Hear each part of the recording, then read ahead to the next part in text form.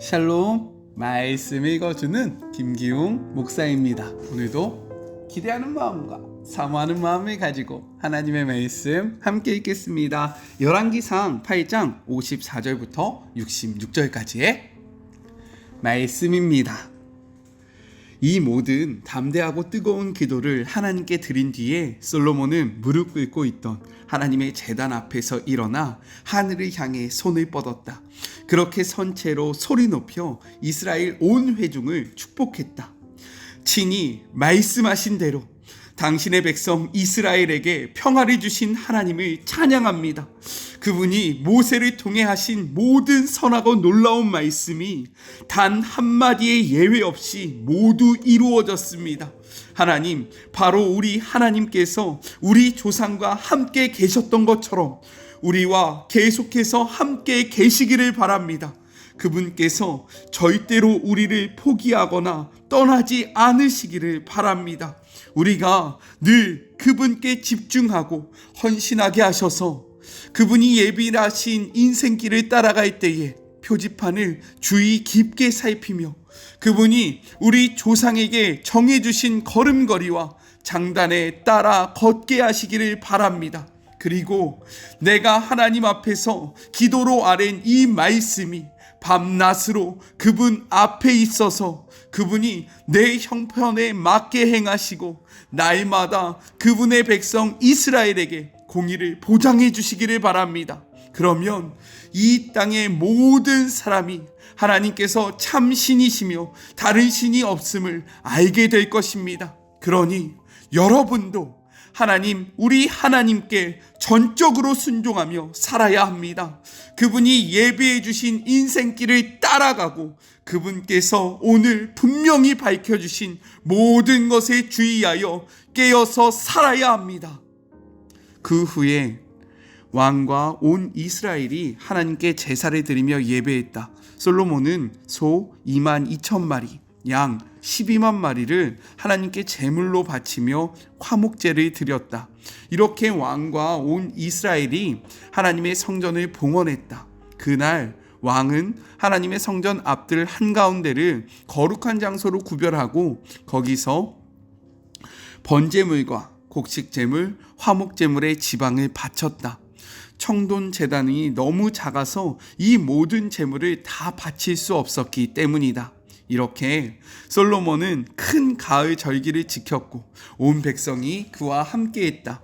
북동쪽 끝 하맛 입구에서부터 남서쪽 끝 이집트 시내에 이르는 지역에 사는 백성이 모두 모여 큰 회중을 이루었다. 그들은 7일을 계획하여 축제를 시작했다가 7일을 더 늘려 꼬박 2주 동안 축제를 벌였다. 그 후에야 솔로몬이 백성을 돌려보냈다. 그들은 왕을 축복하고 집으로 돌아갔다. 하나님께서 그분의 종 다윗과 그분의 백성 이스라엘에게 베푸신 모든 선한 일들로 인해 그들 마음에 감사가 흘러 넘쳤다. 이것은 하나님의 말씀입니다. 오늘 말씀은 내용상 두 부분으로 나눠서 생각해 볼 수 있습니다. 먼저 첫 번째 54절부터 61절 백성을 향한 솔로몬의 축복과 권면의 내용이 담겨져 있어요. 7가지의 중보기도 무엇인지 기억나십니까? 다시 한번 생각해 볼까요? 분쟁, 패전, 가문, 재앙, 이방인, 전쟁, 포로. 이러한 7가지의 중보기도가 끝난 후 솔로몬은요 백성을 향해 축복과 권면의 말을 전합니다. 우리 56절의 말씀 같이 한번 읽어볼까요?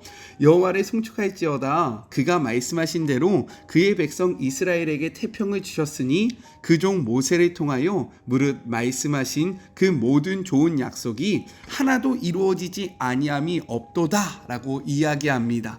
솔로몬은요 백성에게 여호와를 찬양하라 라고 큰 소리로 외쳐요. 이는요 이스라엘을 축복하는 주체가 자신이 아니라 하나님이라는 것을 분명하게 드러내는 것입니다. 그가 이렇게 하나님을 송축하는 이유, 찬양하는 이유는 무엇이냐면 하나님이 이 모든 말씀을 그대로 성취하셨기 때문인 거예요. 하나님은요, 애굽에서 건져낸 이스라엘에게 안식과 땅과 안전을 주실 것을 모세를 통하여 말씀하셨습니다. 신명기 12장 10절의 말씀 같이 한번 읽어볼까요? 너희가 요단을 건너 너희 하나님 여호와께서 너희에게 기업으로 주시는 땅에 거주하게 될 때, 또는 여호와께서 너희에게 너희 주위의 모든 대적을 이기게 하시고 너희에게 안식을 주사 너희를 평안히 거주하게 하실 때에 라고 기록되어 있어요. 하나님은 약속하신 대로 이스라엘에게 가나안 땅을 허락하셨고요. 그 땅을 기업으로 얻게 하셨습니다. 다윗 당시에 사면의 대적을 멸하시고요. 그의 아들 솔로몬을 통해서 평화와 안식을 주셨다라는 거예요. 그렇기 때문에 솔로몬은요, 과거 이스라엘과 함께 하셨던 하나님께서 지금 자신과 그리고 지금을 살아가는 이스라엘 백성과도 함께 하기를 기원합니다. 57절의 말씀 같이 한번 읽어보죠. 우리 하나님 여호와께서 우리 조상들과 함께 계시던 것 같이 우리와 함께 계시옵고 우리를 떠나지 마시오며 버리지 마시옵고 라고 기록되어 있어요. 이렇게 솔로몬의 기도를 통해서요, 우리가 깨달아야 할 것은 무엇이냐? 하나님과 함께하는 것이 가장 큰 축복이다 라는 사실을 반드시 기억하는 우리 사랑하는 마리모 가족들이 되었으면 좋겠습니다. 다시 한번요, 하나님과 함께하는 것이 가장 큰 축복이라는 거예요. 하나님을 놓치지 않는 우리 모두가 됩시다. 이어서 솔로몬은 이렇게 간구하죠. 58절의 말씀입니다. 우리의 마음을 주께로 향하여 그의 모든 길로 행하게 하시오며 우리 조상들에게 명령하신 계명과 법도와 율례를 지키게 하시기를 원하오며 라고 기록되어 있어요. 하나님과 동행하기 위해서 필수적인 것이 바로 순종인데, 솔로몬은 이러한 순종을 할 수 있게 하나님께 도와달라고 간구하고 있다는 거예요. 잘 이해가 되지 않습니까? 순종은 우리가 결단해야 하는 것 아닙니까? 우리가 해야 하는 것 아닙니까? 그런데 솔로몬은요, 하나님께 우리로 하여금 순종할 수 있는 마음을 부어달라, 상황을 열어달라, 순종할 수 있게 도와달라 라고 간구하고 있다는 거죠. 왜냐하면 우리가 연약하기 때문인 겁니다. 그렇게 우리의 다짐과 결단은요, 무너지고 넘어지게 되어 있다는 거죠. 따라서 솔로몬은 완전하신 하나님께 우리의 삶의 모든 영역을 내어드리면서 순종 역시 우리들의 힘이 아니라 하나님의 능력으로 이루어지게 해달라라고 이야기하는 겁니다. 이 순종이 우리의 결단으로 일회성으로 끝나는 것이 아니라 완전하신 하나님의 능력으로 말미암아 영원히 하나님 앞에 순종할 수 있게 해주십시오 라고 기도하고 있는 거예요. 그러나 중요한 것은 무엇이냐? 솔로몬은요, 하나님께만 이 모든 것을 맡기지 않았다라는 거예요. 61절 같이 한번 읽어볼게요. 그런즉 너희 마음을 우리 하나님 여호와께 온전히 바쳐 완전하게 하여 오늘과 같이 그의 법도를 행하며 그의 계명을 지킬지어다 라고 이야기합니다. 하나님의 도우심을 구하면서 거기서 그치는 것이 아니라 백성의 결단도 요구하고 있다는 거예요. 이것이 바로 우리가 소유해야 하는 신앙의 모습인 거죠. 무엇입니까? 하나님의 일하심과 우리의 열심이 함께 해야 한다는 거예요. 우리의 열심만 있으면요, 우리의 열심이 차갑게 식어집니다.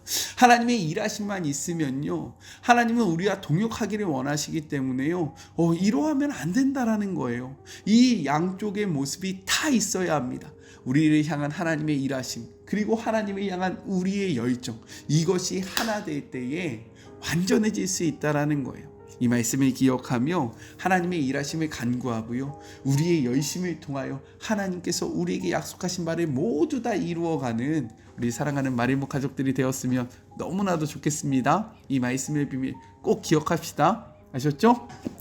둘째, 62절부터 66절 성전 봉헌식에 대한 내용이 기록되어 있어요. 솔로몬은 축사가 끝나고 그와 이스라엘 백성은 봉헌 예배를 드립니다. 하나님은요, 안식의 약속이 성취되면 자신의 이름을 두려고 택한 곳에서 예배하라 라고 명하신 적이 있어요. 신명기 12장 11절의 말씀입니다. 너희는 너희 하나님 여호와께서 자기 이름을 두시려고 택하실 그곳으로 내가 명령하는 것을 모두 가지고 갈지니 곧 너희의 번제와 너희의 희생과 너희의 11조와 너희 손의 거제와 너희가 여호와께서 원하시는 모든 아름다운 선물을 가져가고 라고 기록합니다. 가나안 땅에 우상들에 위한 제단과 산당들이 즐비하여 있었기 때문에 이스라엘이 현혹될 수 있었으므로 예배의 장소를 지정해 주셨다라는 거예요. 봉헌식에는요, 화목제의 희생제물로만 소 2만 2천 마리 그리고 양 12만 마리가 바쳐졌습니다. 와, 진짜 어마어마하지 않습니까? 놋 제단의 너비가 9m가 되었는데요. 하지만 이 엄청난 제물의 양을 감당하기에는 역부족이었다라는 거예요. 이것은요, 바로 성전 봉헌의 기쁨과 하나님을 향한 감사와 헌신이 얼마나 컸는지를 나타내주고 있는 겁니다. 우리가 기억해야 하는 말씀이 있어요. 마태복음 6장 21절 같이 읽어보겠습니다. 내 보물이 있는 그곳에 내 마음도 있다. 우리의 마음이 어디에 있는지, 정말로 우리의 중심이 어디에 있는지, 우리의 말과 우리의 삶이 같은지 이 말씀을 통해서 다시 한번 돌아보는 시간이 되었으면 좋겠습니다. 성전 봉헌식 후에 솔로몬과 백성들은요, 장막절 행사를 보냅니다. 65절의 말씀 같이 한번 읽어볼게요. 그때 솔로몬이 7일과 7일 도합 14일간을 우리 하나님 여호와 앞에서 절기로 지켰는데 하맛 어기에서부터 애굽 강까지 온 이스라엘 큰 회중이 모여 그와 함께하였다라고 이야기합니다. 이러한 성전 봉헌식과 장막절 행사는요, 무엇을 나타내냐? 먼저는 하나님께서 그 땅의 약속을 지키셨다라는 것을 보여주는 거예요. 성경에 보면 단에서부터 브에세바까지라는 그러한 표현이 나오지 않습니까? 이것은 마치 할라에서 백두까지, 즉 한반도를 칭하는 것 같이 그 이스라엘 땅을 다 칭하는 거예요. 이 표현도 마찬가지입니다. 하맛 어기에서 애굽 땅까지는요, 하나님께서 이스라엘 백성에게 말씀하셨던, 약속하셨던 그 땅보다 더 넓은 땅을 나타내주고 있는 거예요. 하나님의 약속이 이루어졌다라는 것을 보여주고, 더 중요한 것은 무엇이냐? 이러한 봉헌식과 장막절의 행사는요, 이스라엘의 예배가 통합되었음을 우리에게 알려주고 있다는 거예요. 다윗 당시 성전이 완공되기 전까지 성막은요, 기브온에 있었습니다. 그리고 하나님의 언약궤는요, 다윗성에 있었어요. 이 두 곳에서 각 제사장들과 레위인들이 하나님 앞에 제사를 드렸다라는 거예요. 제사가 나뉘어져 있었습니다. 그리고 이스라엘 백성들은요, 예배를 어디서 드렸냐? 산당에서 드렸습니다. 성막과 여호와의 언약궤와 그리고 백성들이 예배 드리는 곳이 다 달랐다라는 거예요. 그러나 이제 하나님의 이름으로 세워진 이 성전으로 말미암아 이스라엘은 한 곳에서 하나님을 예배하게 되었다라는 것을 보여주고 있는 겁니다. 이는 영적인 통합과 함께 지파 간의 갈등과 그리고 긴장이 완화되어 이스라엘이 하나가 되었음을 보여주고 있는 거예요. 이렇듯 성전은요, 이것이 중요한데 우리를 하나 되게 한다라는 거예요. 아멘이십니까? 성전은 우리를 하나 되게 합니다. 성경은 이야기합니다. 에베소서 2장 14절의 말씀이요.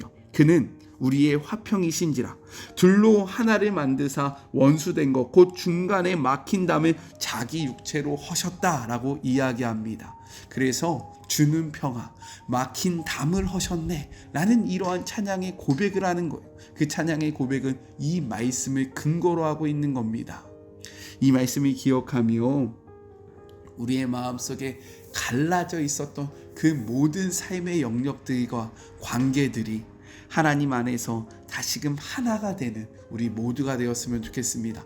특별히 지금 이 땅, 지금 이 대한민국이 너무 갈라져 있잖아요. 이 갈라진 것이 하나님으로 하나가 되기를 주님의 이름으로 축복합니다. 또한 며칠 있으면 명절이 되잖아요. 명절, 가족 간에 갈라져 있는 이 많은 갈등들이 하나님 안에서 하나가 되었으면 너무나도 좋겠습니다. 하나님은요, 우리를 하나로 만드십니다. 아멘이시죠? 우리 같이 기도할까요?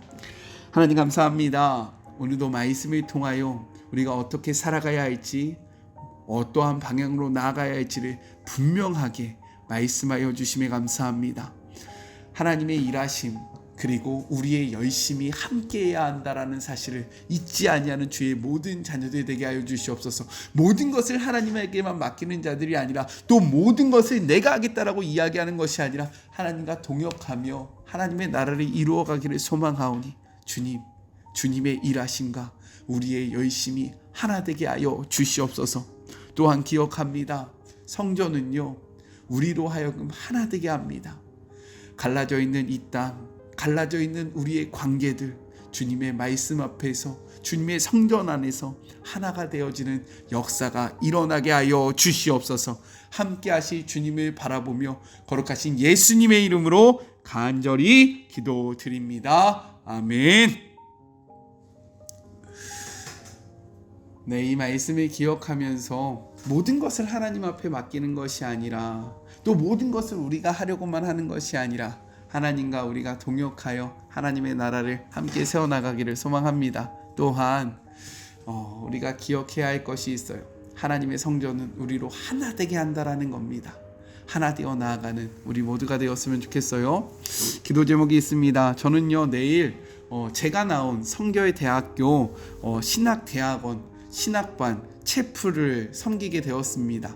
제가 신학을 시작하면서 하나님 저도요 항상 신학생들은 한 주에 한 번씩 예배를 드리거든요. 그 예배 드릴 때 저 말씀을 전하는 자로 세워지는 날이 있겠죠? 라고 기도했었는데 바로 그날이 내일입니다. 내일 12시 50분 성교의 대학교에서 제가 말씀을 전하게 되었는데요.